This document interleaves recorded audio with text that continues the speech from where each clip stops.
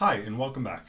Today I'm going to be talking about something that is important to understand, but that I think people don't ask about often enough. And that is, why do low-wage countries have low wages?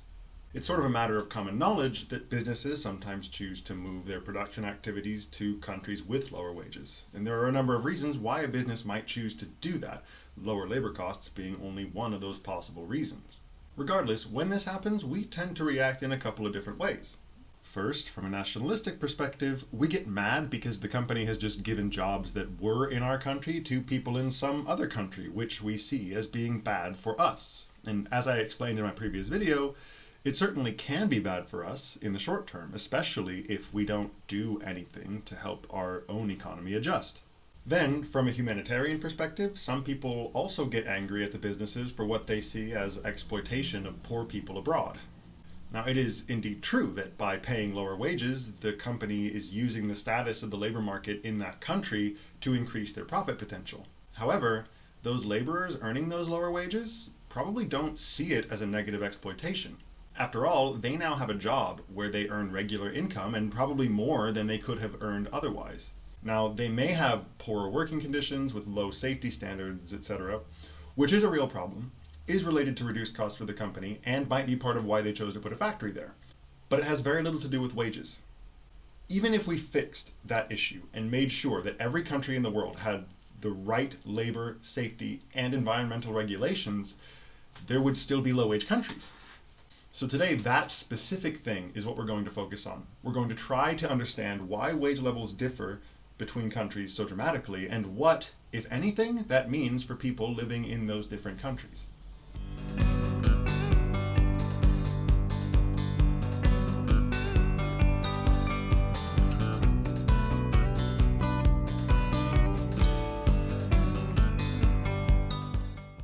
The first thing that we need to recognize is that people in poorer developing countries are generally not starving in the streets or unable to find safe places to live.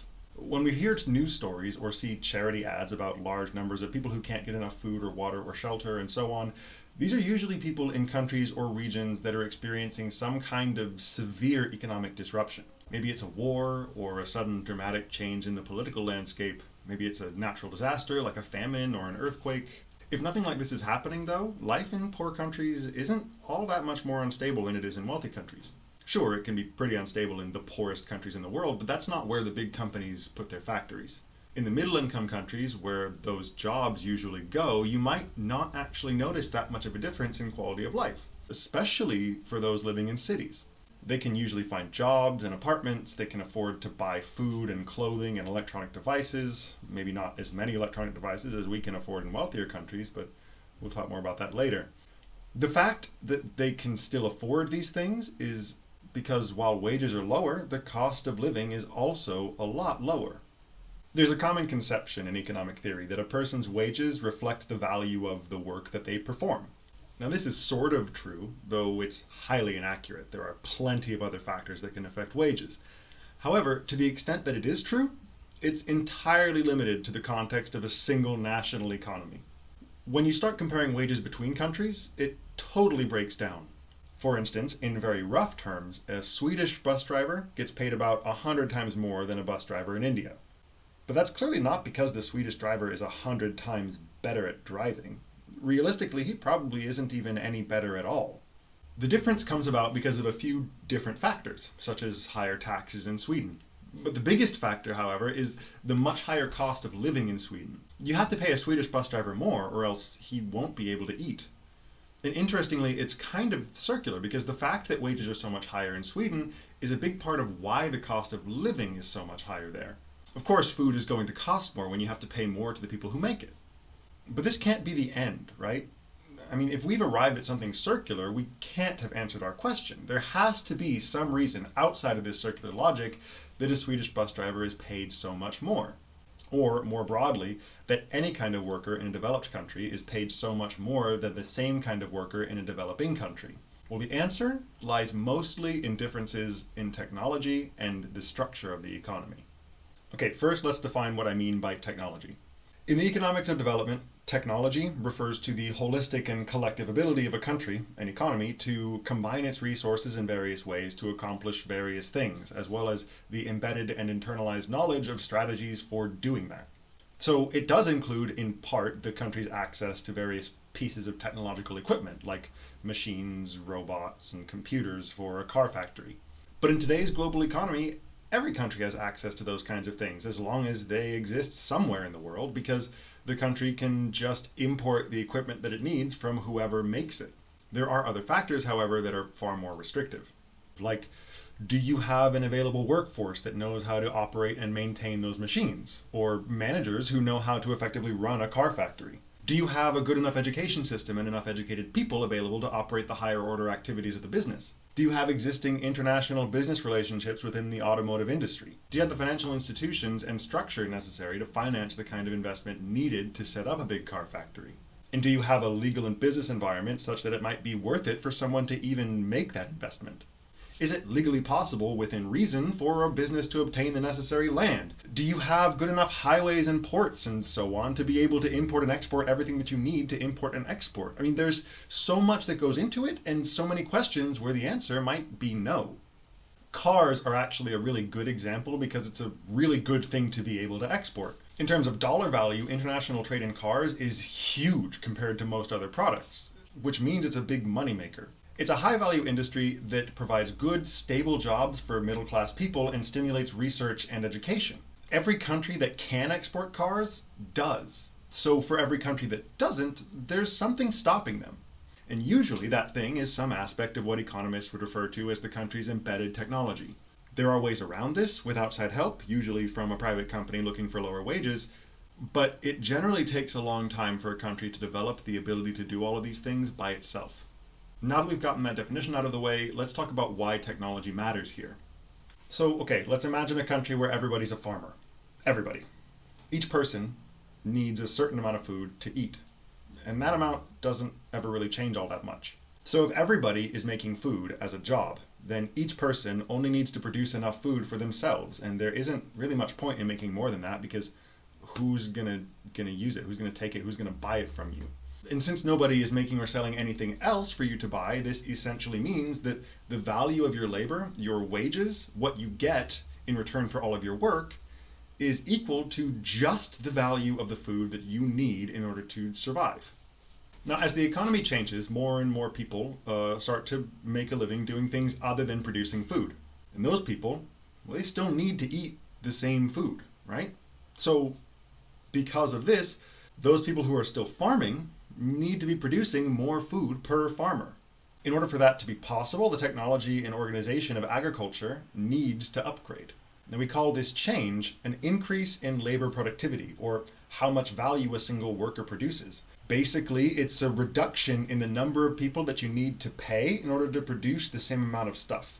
Additionally, this change of people doing other things for work means that there's now more in the economy available for you to buy than just the food that you need to live. Since people would only be doing those other jobs under the assumption that they could still get enough food to eat, that means that somebody is actually buying the stuff that they're making, in addition to the food that they need. Therefore, this new situation will only occur if average wages, what you get in return for your work, increases so that it's more than just the value of the necessary food. Now, of course, there is no country in the world where everyone is a farmer, and there probably never was.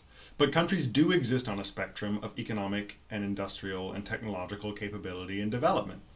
Most of the time, these differences are about whether each country can produce and export progressively more technologically intensive manufactured products, like clothing, machinery, and electronics, and so on. Still, and this is important, less developed countries with lower wages do tend to have a larger percentage of the population working in agriculture.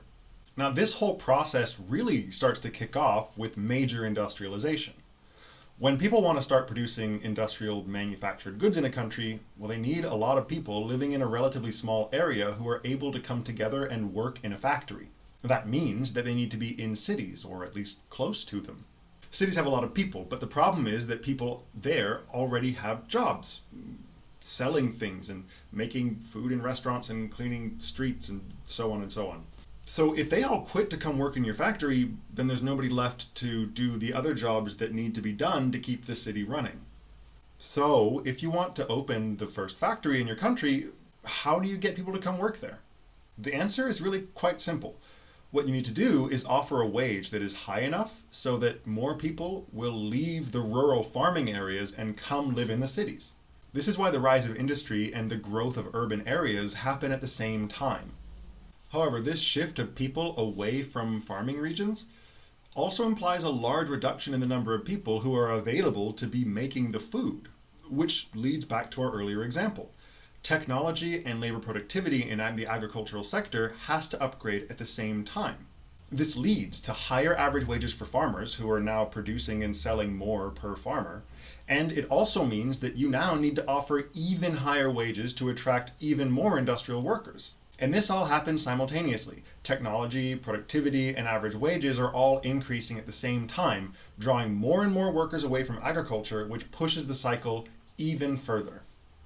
So all of that is the very basic technology story and the foundation of what we think of as economic development. But it's not perfect. There are plenty of places along the way where hiccups can happen and conditions don't match up in quite the right way for things to move forward. And this can cause things to get stuck, which can be very painful for a lot of real people. But that's exactly why there are a lot of economists in the world who, like me, focus on development economics. They spend their lives studying those snags and trying to figure out the best ways to get past them or to stop them from happening in the first place. By doing this, our goal is to figure out the best ways to improve income and quality of life for everyone, especially the poor and middle class, in countries all over the world.